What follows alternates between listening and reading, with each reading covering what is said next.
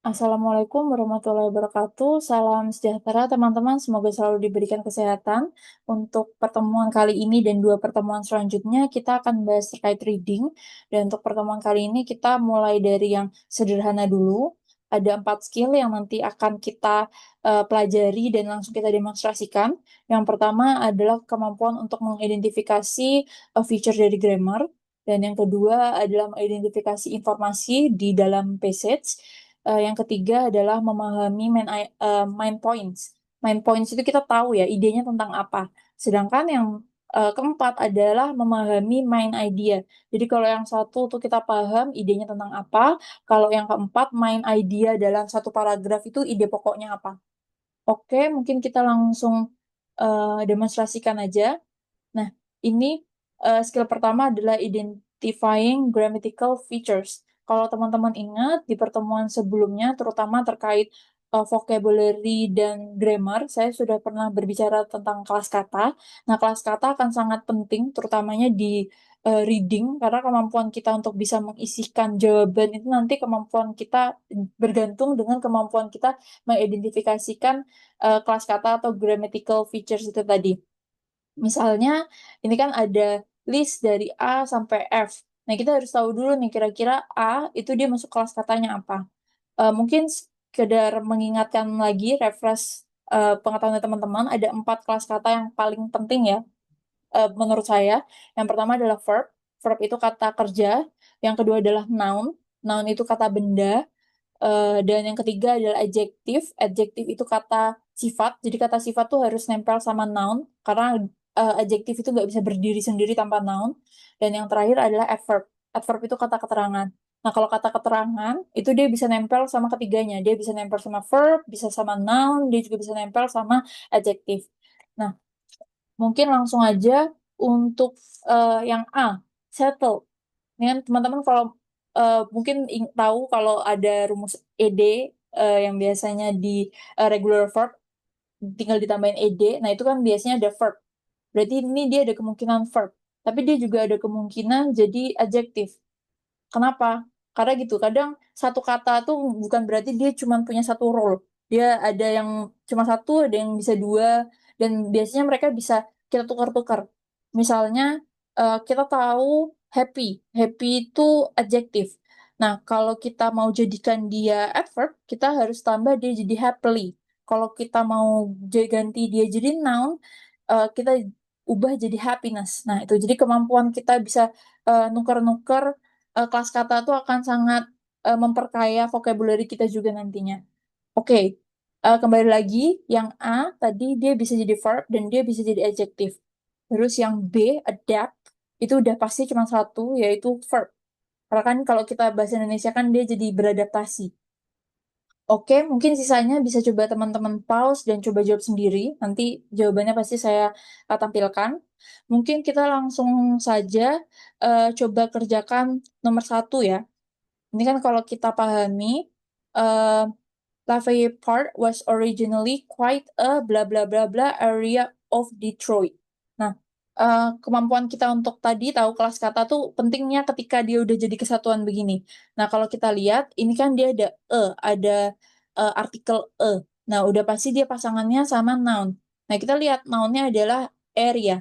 Nah, udah pasti yang kosong ini adalah adjektif untuk menjelaskan area itu. Jadi setelah teman-teman tadi bisa mengidentifikasi kelas kata, kalian bisa langsung masukin ke sini. Begitu. Oke, mungkin kita lihat jawabannya. Ini ya, kalau tadi teman-teman ini kodenya adalah V itu verb, J itu adjektif, kalau pakai V ini berarti adverb, ini N itu noun. Ya, nomor satu jawabannya poor, karena poor itu bisa jadi adjektif, dia juga bisa jadi noun. Kalau jadi noun gimana, Miss? Biasanya kita bilang itu orang miskin. Jadi kita nggak harus ngomong poor person, tapi kita bisa langsung ngomong the poor gitu. Nah, ini mungkin sisanya bisa coba teman-teman merasionalisasikan sendiri. Jadi kita nggak harus selalu berusaha untuk menjawab sesuatu ya, tapi kita juga bisa pakai logika terbaik, jawabannya apa, dan kita harus berusaha merasionalisasikan itu. Oke, mungkin lanjut ke skill selanjutnya, yaitu kita harus bisa mengidentifikasi informasi di dalam passage. Jadi ada satu tipe soal yang selalu challenging ya, terutama untuk orang Indonesia karena kita tidak terbiasa dengan format soal seperti ini, yaitu true false not given. Jadi gambaran besar dari true false not given adalah kemampuan kita untuk tahu informasi itu sudah sesuai dengan passage atau belum. Berarti kalau sudah sesuai dia true, kalau dia tidak sesuai itu berarti dia false. Kalau not given itu informasinya tidak bisa kita temukan di passage. Itu ya, itu pengantar sederhananya. Mungkin kita langsung masuk biar teman-teman makin ada gambaran. Oke, mungkin saya split terlebih dahulu. Oke, ini kan ada beberapa kata yang sudah di underline ya. Mungkin bisa teman-teman baca pause dulu untuk dibaca. Tapi kita langsung bahas saja. Ini yang pertama adalah uh, Luke Howard invented the term urban heat island. Nah, kita harus cari nih urban heat island. Katanya ada di mana. Nah, kalau kita lihat ini kan ada di yang di garis bawahi tulisan pertama ya. Howard menyadari perubahan temperatur gitu ya di perkotaan itu jadi makin meningkat dibanding di pedesaan. Nah, hal ini dijelaskan sekarang itu sebagai urban heat islands. Nah, pertanyaannya adalah, look, Howard invented the term urban heat island. Kalau kita cek informasinya berdasarkan passage, ini salah. Kenapa? Karena yang invented termnya, konsep urban heat island tuh bukan Howard. Howard itu menyadari fenomenanya, tapi kita ngomong urban heat island tuh now river. Orang sekarang itu bilangnya urban heat island. Waktu Howard, dia belum menyadari atau menganggap ini sebagai urban heat island. Gitu ya. Jadi ini jawabannya adalah false. Ini contoh informasi yang tidak sesuai dengan passage. Oke, mungkin kita lanjut nomor 2. Pokoknya untuk true false not given, pastikan kalian benar-benar paham ide yang ada di pertanyaan, lalu kalian juga harus paham ide yang ada di passage, dan itu berusaha kalian cocokkan. Ingat, yang harus dicocokkan adalah yang ada di passage, karena passage selalu benar. Oke, lanjut. Nomor 2, city temperatures are higher than country temperatures regardless of the season.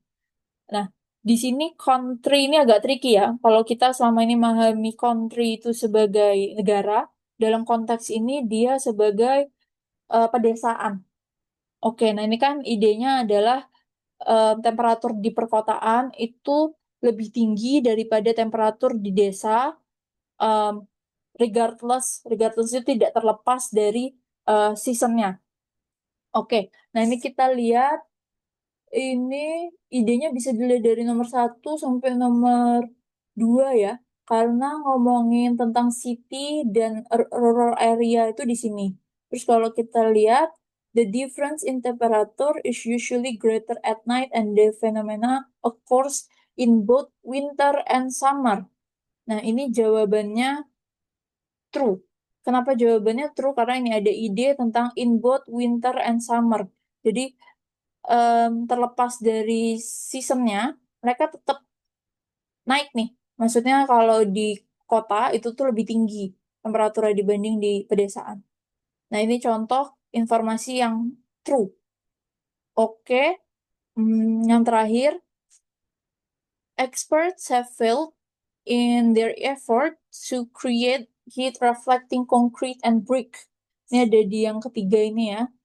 Ini kalau kita pahami idenya adalah para ahli itu gagal untuk membuat konkret dan brick yang heat reflecting. Nah, ini kita lihat ada di yang 3. Kalau kita pahami sama-sama, ini idenya tentang para ahli itu sepakat bahwa karena urban development perlu untuk membuka lebih banyak ruang hijau are replaced with asphalt road and tall bricks and concrete buildings. Nah, this material retain heat generating by the sun and release it through the night. Oke, kita bisa nemuin informasi terkait brick and concrete, expertnya juga ada, tapi kita nggak bisa nemuin ide tentang mereka gagal atau enggak. Karena mereka cuma bilang mereka agree, mereka bahkan nggak ada usaha untuk membuat ini ya, heat reflecting concrete dan lalalala. Ini tipe soal yang jawabannya adalah not given. Jadi not given itu biasanya key information-nya ada. Ini kan kita bisa cek bahwa key information-nya ada ya. Expertnya ada, concrete and brick-nya juga ada. Tapi kita nggak bisa tahu tuh apakah mereka gagal atau tidak. Itu. Dan eh, teman-teman jangan biasakan untuk sekedar nyocokin kata yang secara verbatim literal ya, tapi pahami idenya. Oke, mungkin untuk 4 sampai 8, mungkin teman-teman yang mau coba ngerjain bisa nge-pause di sini untuk ngeliat. Akan saya tampilkan jawabannya di sini. Bisa di-pause untuk dicek apakah sudah benar. Oke, mungkin kita lanjut untuk skill selanjutnya, yaitu adalah untuk memahami main points. Ini ada main points itu konteksnya lebih kita paham nggak sih idenya tentang apa, beda sama main ideas. Oke, nah ini kan kita udah punya satu paragraf ya, satu paragraf. Nah kita kalau kita coba baca pertanyaannya dulu, dan biasakan untuk baca passage dulu ya. Kalau sekarang karena kita melatih skillnya, jadi pasti kita refer ke pertanyaan. Tapi ketika berusaha mengerjakan soal IELTS, selalu biasakan untuk baca passage-nya. Karena logikanya adalah setelah kalian membaca, bisa nggak sih kalian nangkap informasi yang sudah kalian baca? Begitu em, garis besar reading itu. Oke, nomor satu, what is the main point that writers make? Nah, kita kan harus tahu nih, poin apa yang berusaha disampaikan sama si penulis. Nah, kalau kita coba baca keseluruhannya, ini kita coba pahami per kalimat ya, biar teman-teman bisa ngikutin. Kalimat pertama itu ngomongin tentang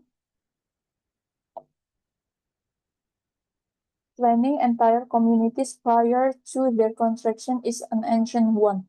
Jadi, untuk bangun suatu komunitas secara keseluruhan, itu tuh prior to their construction is an ancient one. Jadi usaha notion idenya itu sudah lama sebenarnya.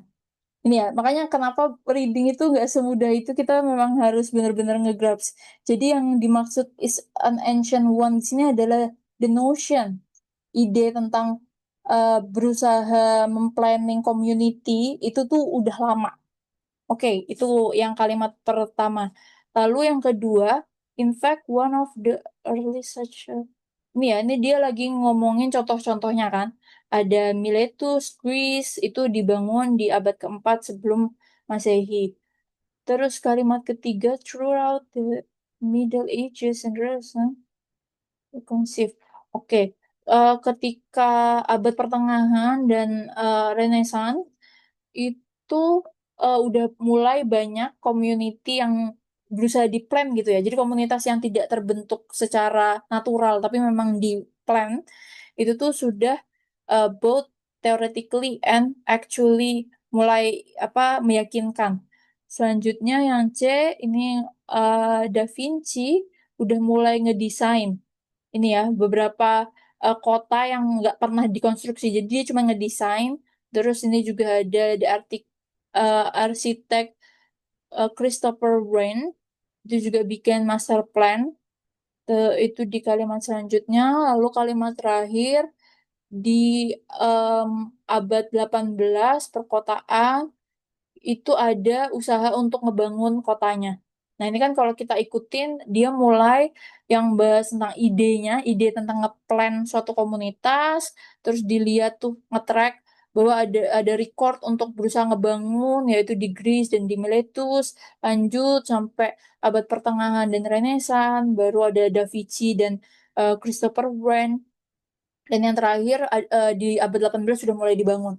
Oke, nah kalau kita lihat, kita pahami ide itu, dan kita coba lihat opsi-opsinya, misalnya yang pertama, some urban designs are better in theory than in practice.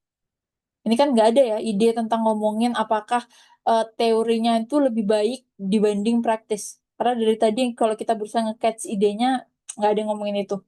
Oke, kalau yang B, the urban planning concept itself is not restricted to modern times. Nah, ini yang paling convincing ya.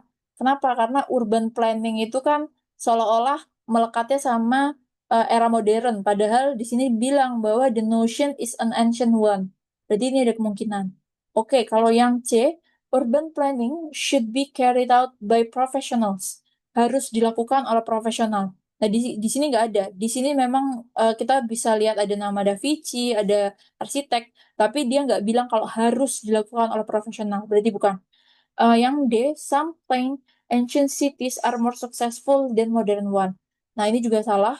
Kenapa? Karena yang ada di ancient itu tuh nggak pernah bener-bener dikonstruk. Bukan, idenya itu nggak ada tentang dia tuh successful dari modern one atau bukan. Itu ya. Jadi jawaban yang paling tepat adalah yang B. Karena dibilang ini notionnya, idenya itu tuh udah lama sebenarnya. Gitu. Jadi cara kita untuk menangkap ide itu nggak sesederhana itu ya. Tadi mungkin teman-teman bisa lihat proses saya sendiri kadang masih agak struggling. Karena begitulah reading. Kita nggak bisa langsung nge-grab kecuali kalian memang benar-benar pembaca terlatih yang memang udah suka baca tuh pasti akan membantu banget. Oke, itu untuk understanding the main points. Eh, Oke, ini kalau teman-teman mau berusaha jawab, silahkan di pause. Saya akan tunjukkan jawabannya. Mungkin teman-teman yang mau berlatih. Oke, jawabannya ada di sini. Ini yang saya lingkari ya teman-teman. Itu oke, kita lanjut ke skill terakhir, yaitu untuk bisa tahu main idea. Nah, kalau main idea bedanya sama yang main points. Main idea itu kita berusaha untuk memahami satu eh, paragraf, terus kita coba nge-catch kira-kira main idea dari paragraf itu apa. Oke, nah ini biasanya nanti kepake untuk tipe soal matching headings namanya. Jadi kita berusaha mencocokkan headings ini ke paragrafnya. Oke, mungkin kita bikin split screen terlebih dahulu.